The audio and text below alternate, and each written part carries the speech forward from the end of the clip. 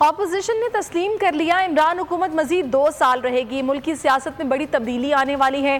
پاکستان کے مستقبل کی سیاست ملکی سالمیت کی سیاست ہونے جا رہی ہے۔ وزیر داخلہ شیخ رشید کی میڈیا سے گفتگو، کہا اپوزیشن اور حکومت مل کر نئی راہ پر چلنے والی ہیں۔ انتخابی اصلاحات پر کشمیر الیکشن کے بعد اپوزیشن کے ساتھ مل کر بیٹھیں گے۔ شہباز شریف اور مریم ایک دوسرے سے بہت دور چلے گئے ہیں۔ بلاول بچہ ہے، بیان دے دیتا ہے۔ آزاد کشمیر میں عمران خان کی حکومت بنے گی۔ ان کا مستقبل کی سیاست ملک کی سالمیت کی سیاست ہونے جا رہی ہے۔ پاکستان کی سیاست میں ایک بہت بڑا فرق آنے جا رہا ہے، اور میں سمجھتا ہوں کہ اپوزیشن اور حکومت مل کر ایک نئے راہ پہ چلنے والی ہے۔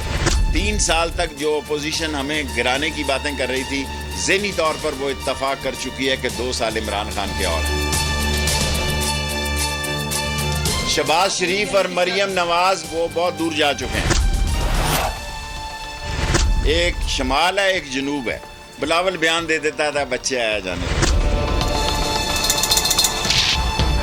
چین سمیت امریکہ سے تعلقات اچھے رکھنا چاہتے ہیں۔ جس طرح ہم نے کسی کے خلاف اپنی سرزمین استعمال نہیں کی، اس طرح کسی اور ملک کو بھی ہمارے خلاف زمین استعمال نہیں کرنی چاہیے، اور اس کی اجازت نہیں ہوگی۔ میں انڈین وزارت داخلہ کی پرزور مذمت کرتا ہوں۔ ہمارا کشمیر کے ڈرونز میں، جموں کے ڈرون میں پاکستان کا کوئی ہاتھ نہیں ہے۔